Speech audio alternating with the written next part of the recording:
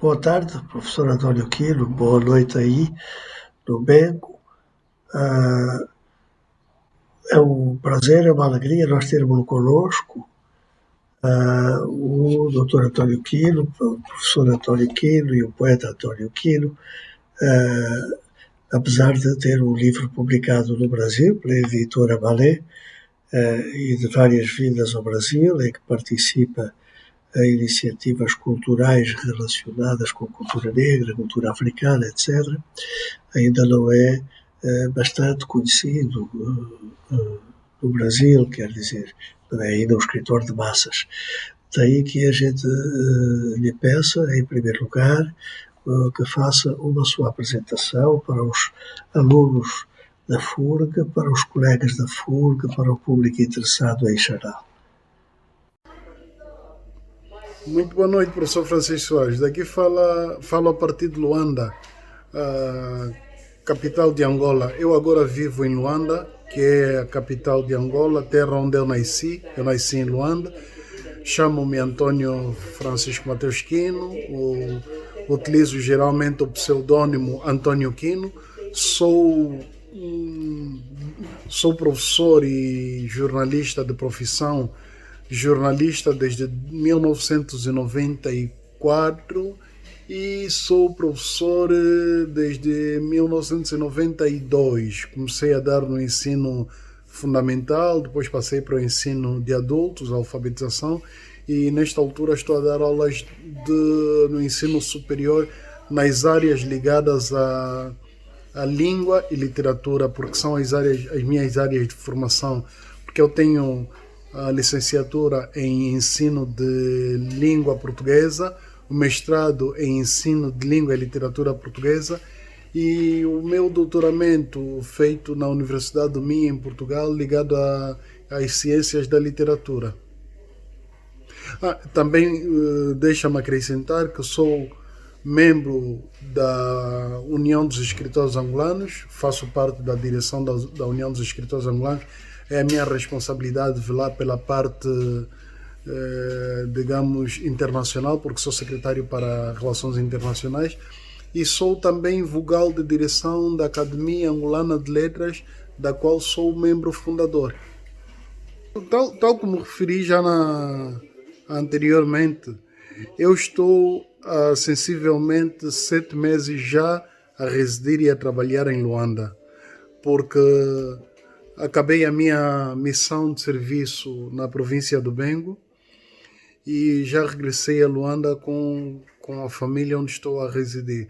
Mas durante o tempo, eu permaneci quase 9 anos na província do Bengo.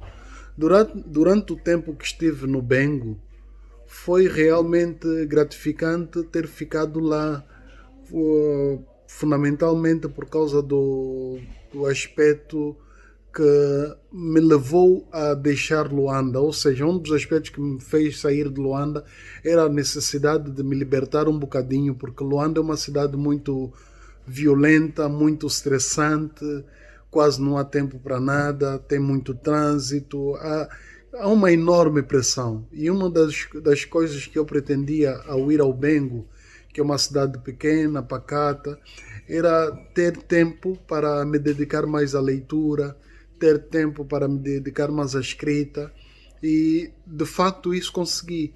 E um dos aspectos que posso realçar desse tal conseguir é o facto de ter estado no Bengo me permitiu produzir aí por volta de 2 ou 3 obras literárias, entre as quais a República do Vírus, que foi editada e lançada no Brasil. António Quilo, o seu livro, o seu romance, foi na linha, ao entrar na literatura angolana, ela entra numa linha de romances testemunhais, questionadores das situações e da atividade política, portanto, romances de certa maneira militantes, digamos assim. No entanto, o seu romance não é propriamente um romance militante, estaria talvez mais próximo de romances autocríticos, na linha do Quem Me Dera Ser Onda, do Manuel Rui, do Cão e os Caloadas, do Pepe Tela, e de livros mais recentes também do Pepe Tela. No entanto, o António Quiro sublinha sempre a diferença que constitui a preocupação sua com o humor, com a ironia, com a sátira, que, no entanto, não está longe do Quem Me Dera Ser Onda, bem pelo contrário, Quem Me Dera Ser Onda é uma das maiores sátiras da literatura angolana. O que me diz desta relação da sua obra com os seus antecedentes ou as suas antecedentes? Professor, seria para mim talvez uma honra, e não sei se poderia considerar assim essa relação que se estabelece com o Quem Me Dera Ser Onda, o Cão e os Calus, Quem Me Dera Ser Onda do Manuel Rui, o Cão e os Calus do Luandino. São obras fenomenais, não é? Cresci lendo, apreciando essas obras, e para mim acaba, e vindo isso do professor, acaba por ser muito gratificante ouvir e falar nessa comparação. Eu não iria tanto estabelecer essa relação, porque e não sei quais são os princípios que estiveram na origem da criação dessas obras, mas no meu caso em particular, quando nós começamos a trabalhar na República do Vírus, foi fundamentalmente para desconstruir um princípio de caos, não é? Digo princípio de caos individual, porque o dia a dia estressante de Luanda e a seriedade da vida às vezes nos punha à prova e nos deixava esquecer que a vida é para ser vivida. E uma das formas de me descarregar, de me sentir aliviado, era escrever. Escrevia para rir, para brincar com a seriedade da vida. E um dos temas que elegi para desconstruir e brincar com a seriedade do assunto foi exatamente a política. E foram surgindo vários contos, até que a uma determinada altura o escritor Carmo Neto, na qualidade de secretário-geral da União dos Escritores Angolanos, propôs-me a editar o livro, e aí eu tive que juntar os vários contos, portanto, os vários retalhos, e fazer um pano único, que foi, no caso concreto, escrever, juntar e escrever a República do Vírus, que, como disse, eu próprio, quando escrevia, ria-me daquilo que eu escrevia, porque era uma forma de me desafogar, de se sentir um bocadinho aliviado da pressão do dia a dia. O António Quiro não estava propriamente a fazer uma crítica valorativa. Há quem entenda que esse deve ser um exercício no estudo da literatura, não é? Fazer uma análise de uma obra para depois, no fim, a valorizar ou desvalorizar. Eu estava mais numa perspectiva de alguém que lida com a história da literatura angolana e que, portanto, procura encontrar linhas de continuidade e algumas descontinuidades. Naturalmente que em relação às obras, quer das primeiras gerações nacionalistas, quer dos anos 80, do Manuel Rui e do Pepe Tela, já dois elementos da terceira geração nacionalista, mas com obras que ali ganham um sentido novo. É claro que, comparado com isso, o teu trabalho, o teu romance é um pouco diferente. O tipo de humor é diferente, a linguagem é talvez mais realista, de quando em quando um pouco sonhosa ou buscando algumas metáforas de maior alcance, mas são dimensões completamente diferentes as daquelas duas obras, e a tua, que, como tu próprio dizes, tem a pretensão de divertir e de ironizar sobre uma situação e um tipo de pessoa que afinal é absurdo. De maneira que encontramos continuidades e descontinuidades, sem com isso estarmos a valorizar ou desvalorizar a obra A, B ou C. Não tenho nada contra a valorização das obras, um certo tipo de crítica só se exerce mesmo assim, mas enquanto historiador da literatura estou preocupado em ver a sequência dos acontecimentos, digamos assim. Perdão. Mas, como tu também disseste, a tua relação com a literatura passa por uma relação também com instituições literárias e, neste momento, estás a tomar conta das relações internacionais da União de Escritores Angolanos. Eu gostaria de saber da tua parte como perspectivas o futuro imediato das relações internacionais da União de Escritores Angolanos. Sim, professor. A perspectiva da União dos Escritores Angolanos em relação à sua projeção internacional é continuar a trabalhar naquilo que já tem sido feito já há alguns mandatos, não é?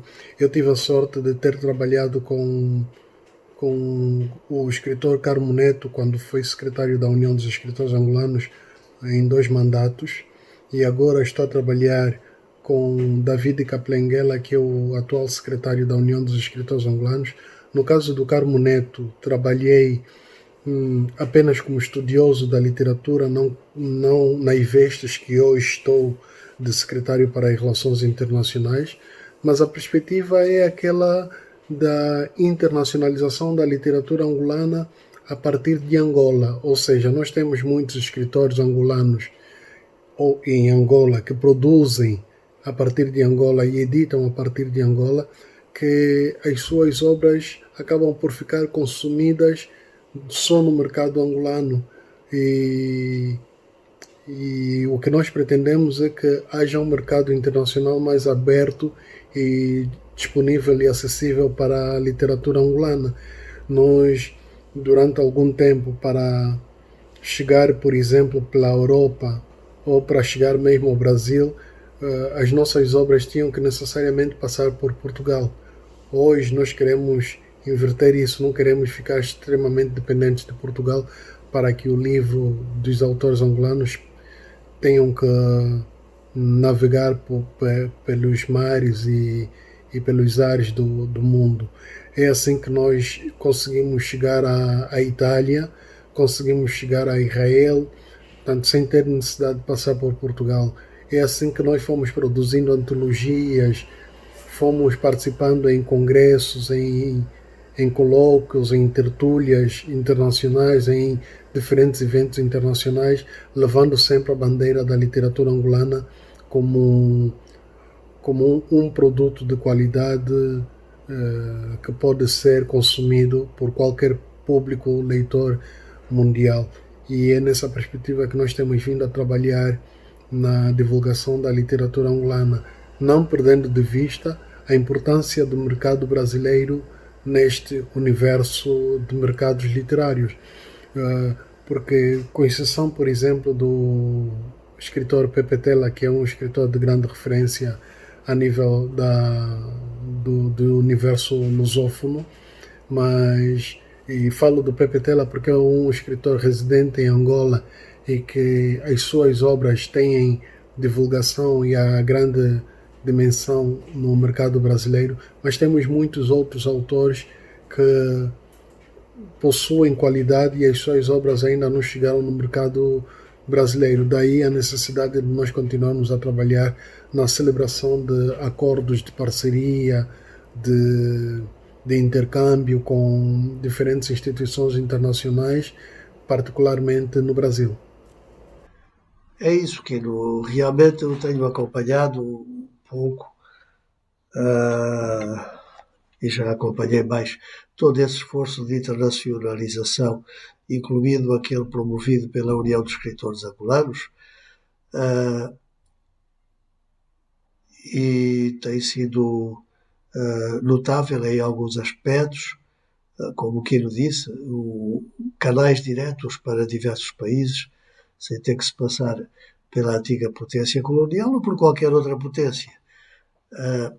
Gostaria, no entanto, de que o António Quino me desse um retorno das consequências das reações, sobretudo se são reações entusiásticas, se são reações distantes, se são reações moderadas, se há reações significativamente diferentes de país para país, ou se elas são similares em todo lado, para podermos aquilatar as consequências desse esforço.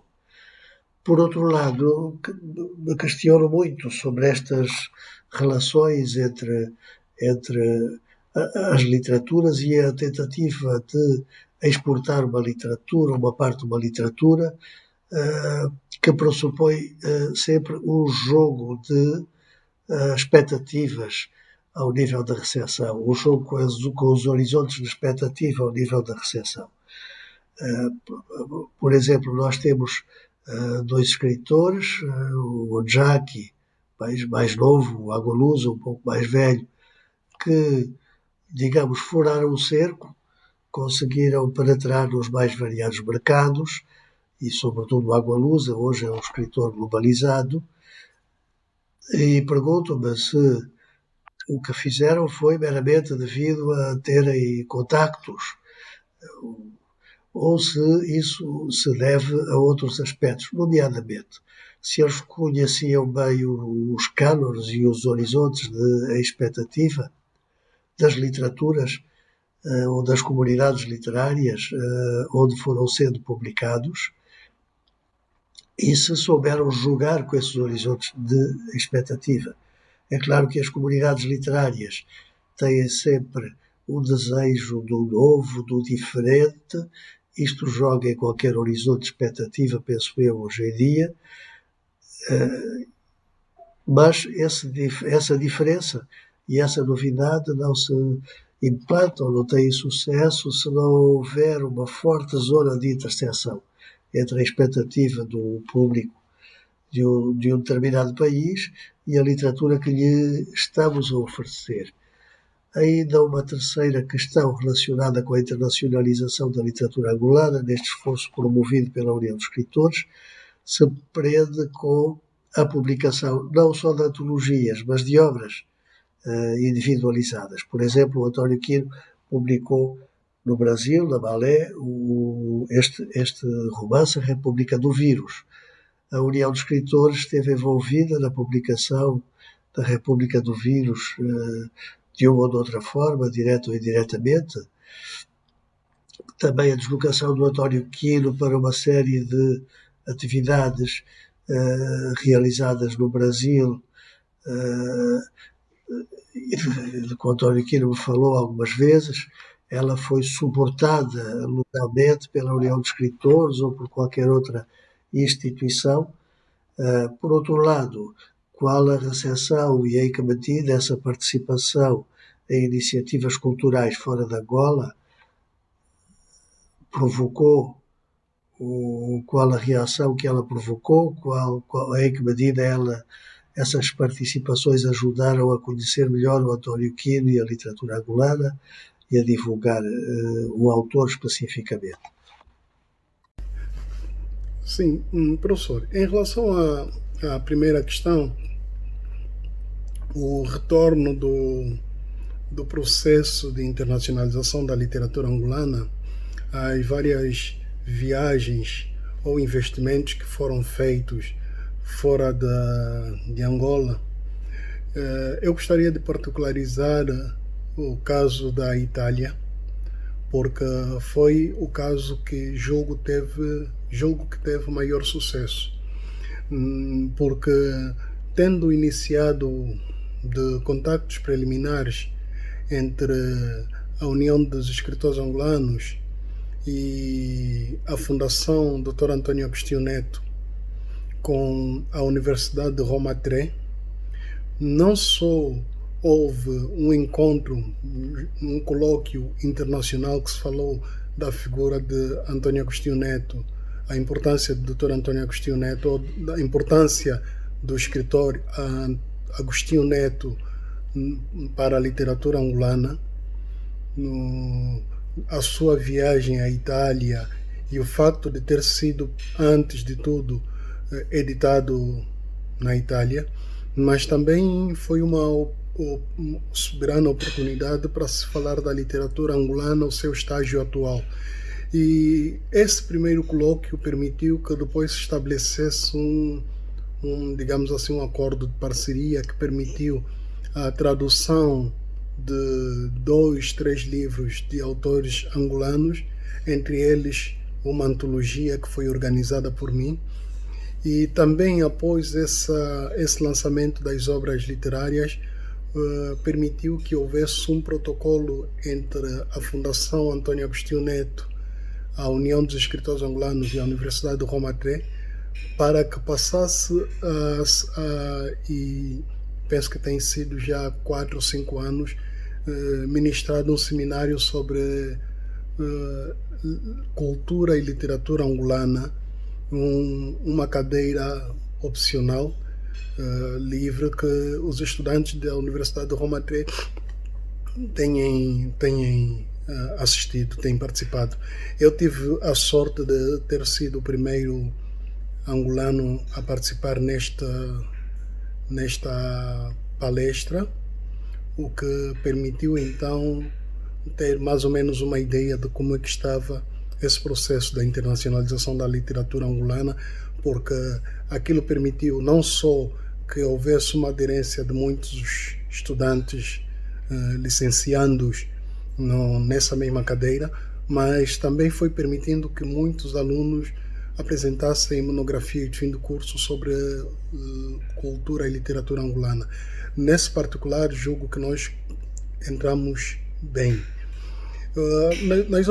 Nos outros países, julgo que ainda falta um maior investimento, digamos assim, uma manutenção da primeira pedra que foi lançada. Fez-se o lançamento, mas faltou continuar a alimentar. E isso falo, por exemplo, no caso de Israel, falo no caso de Cuba, falo da própria Espanha e muito particularmente do Brasil, que falta um maior investimento por parte da instituição literatura angolana, do público leitor brasileiro, não só pela importância que o mercado brasileiro representa para o mundo lusófono, mas também pela relação histórica, cultural que une os nossos povos, nomeadamente o povo brasileiro e o povo angolano. E professor, quanto à antologia, eu julgo que tem sido uma das estratégias, e foi uma estratégia utilizada pelo então secretário da União dos Escritores Angolanos, o escritor Carmo Neto, e como continua também a ser uma das estratégias da atual direção, principalmente por razões econômicas. Ou seja, é muito mais fácil condensar vários autores angolanos ou vários autores numa única obra e fazer a projeção desta antologia, do que pegar várias obras e levar para fazer a projeção, porque aqui também temos outros aspectos, desde a questão da edição, a questão dos direitos autorais, a questão da editora que está por trás do autor. Portanto, nós encontramos essa estratégia como uma forma mais direta e, digamos assim, pragmática, para que a literatura e os diferentes autores pudessem chegar em diferentes mercados.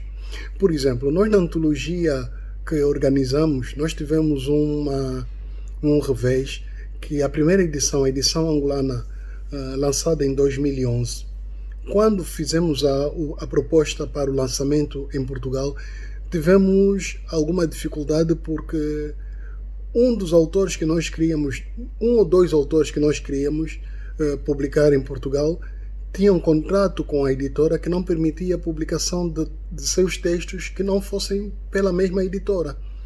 Logo, não que não fossem publicados esses textos, mas que os textos que nós tínhamos na antologia já tinham sido publicados por essa mesma editora. Logo, a alternativa que nós encontramos foi encontrar outros textos que não tivessem sido publicados já em Portugal por alguma editora, E assim encontramos outros textos. O, o que é que isso vai permitir observar? Que a edição angolana acaba por não ter os mesmos textos que a edição portuguesa. E isso também acabou por acontecer na edição que estávamos a preparar para o Brasil. Vale aqui recordar que a antologia, a edição preparada para o Brasil, acabou por não ser publicada por razões basicamente, digamos, contextuais. Talvez seja a expressão mais certa, mas a edição está preparada, estamos à espera de uma oportunidade para que ela seja publicada, editada e lançada no Brasil.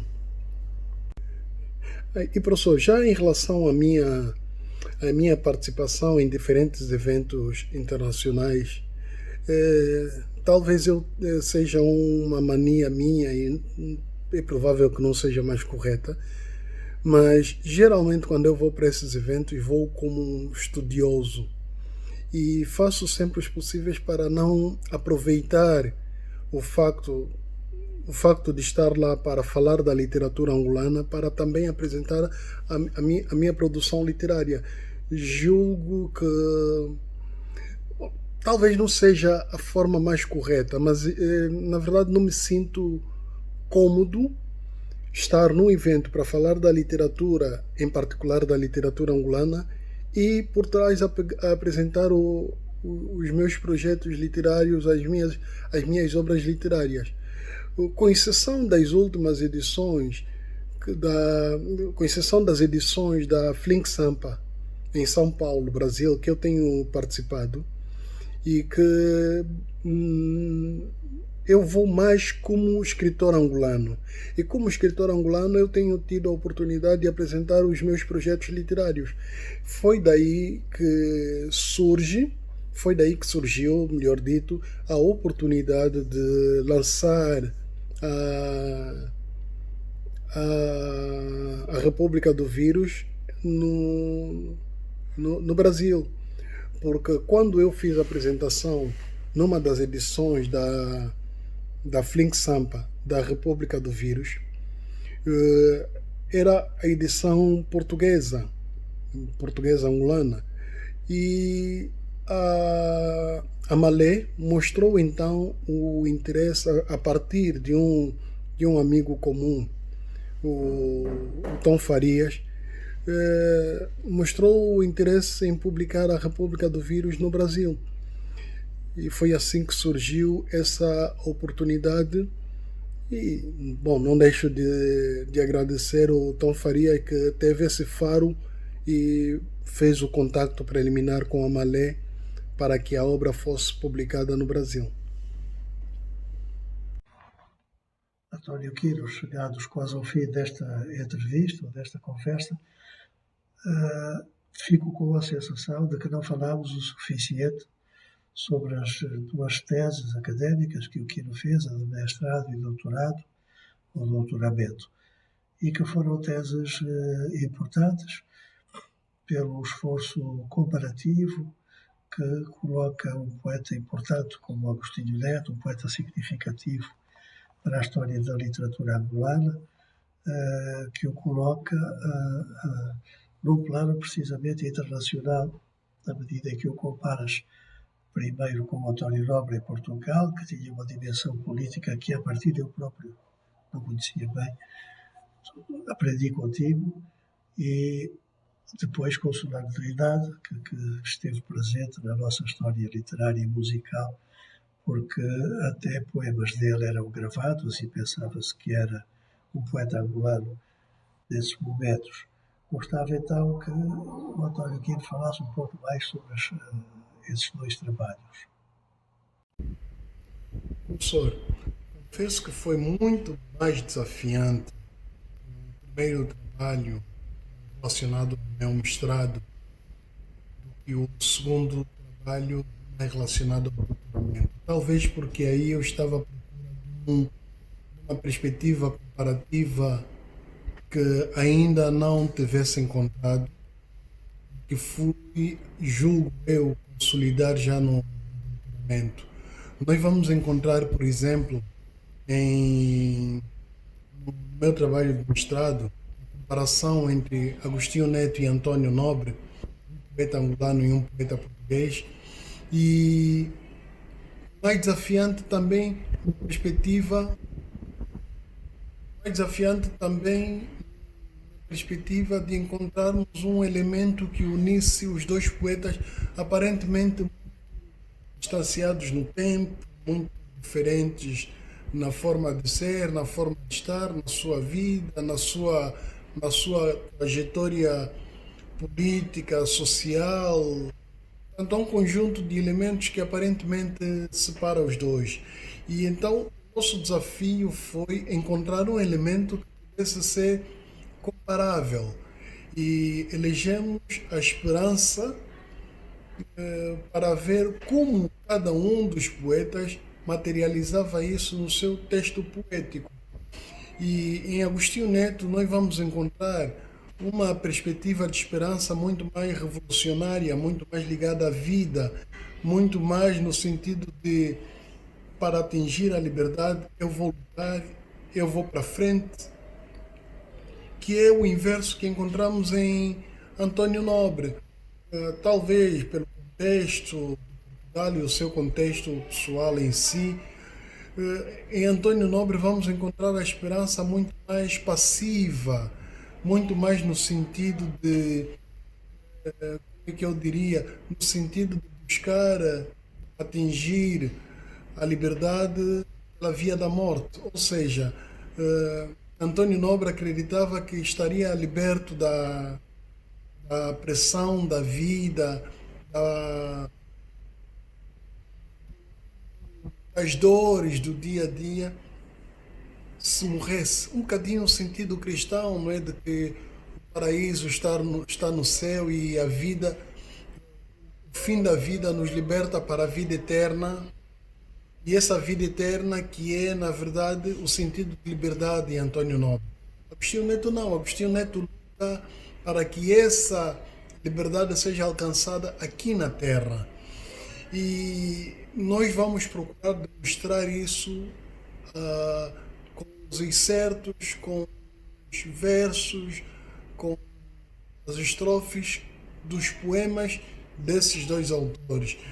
E daí é que nós, na altura, o título da tese de mestrado, depois publicado em livro, foi publicado em livro As Duas Faces de Esperança, a Agostinho Neto e Antônio Nobre, num estudo comparado. E na tese de mestrado, julgo que foi as, a esperança em Antônio Nobre e Agostinho Neto, um estudo comparado. Portanto, foi muito mais desafiante que a perspectiva ou o trabalho que acabei por desenvolver no doutoramento.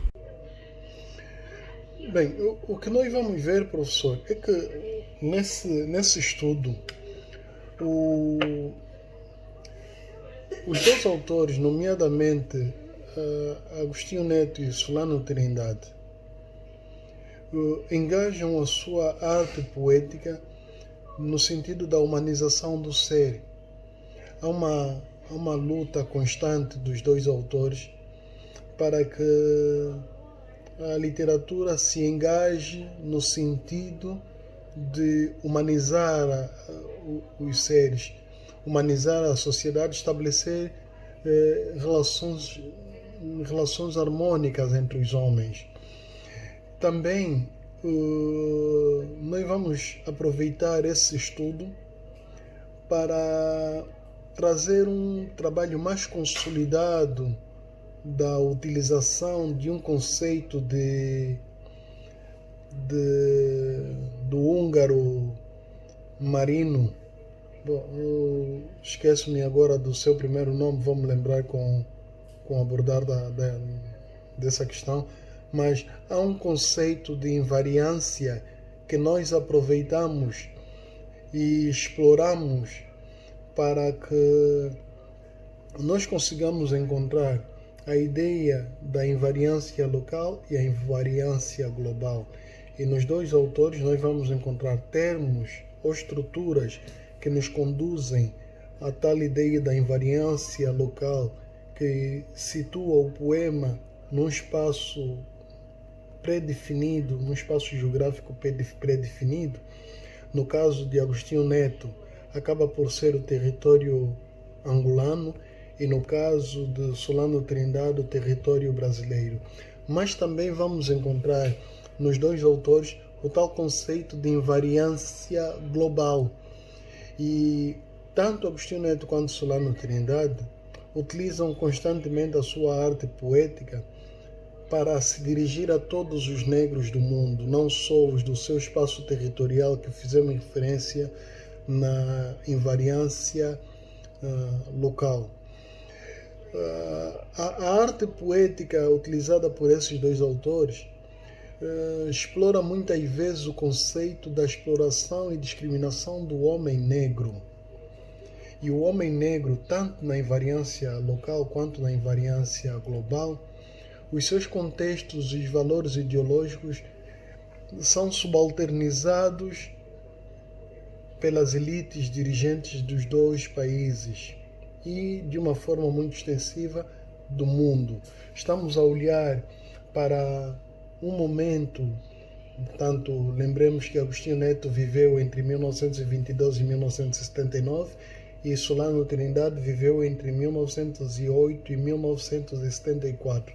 Esses dois autores, no seu determinado contexto, faziam uma denúncia clara desse processo de discriminação. Também, ao estudarmos a poesia desses dois autores, nós procurávamos estabelecer, digamos assim, disposições definidoras de liberdade enquanto elemento de identidade para a unidade. Portanto, é uma identidade global, mas que traduz a uma unicidade humana. E aqui também voltamos a tocar na questão das invariantes globais. Mas também, invariantes locais. Mas também falava da identidade na diversidade. A ideia dos invariantes globais. A abordagem dos invariantes tornou-se um elemento importante para os nossos estudos. Por quê? Porque nós estabelecemos uma estratégia prática do estudo comparativo entre obras. Porque um dos aspectos que muitas vezes tem sido criticado ou que tem servido de crítica para a literatura comparada é o facto de ser um elemento extremamente teórico. Portanto, o que nós procuramos fazer foi encontrar um elemento prático de análise entre obras literárias. E é nessa perspectiva que nós nos socorremos como já fizemos referência, do Adrián Marino, o húngaro, que tem um estudo teórico, metodológico, faz uma abordagem sobre a vanguarda literária, mas também toca bastante a questão da invariância, aproveitando esse conceito matemático para trazer a literatura. E isso para nós foi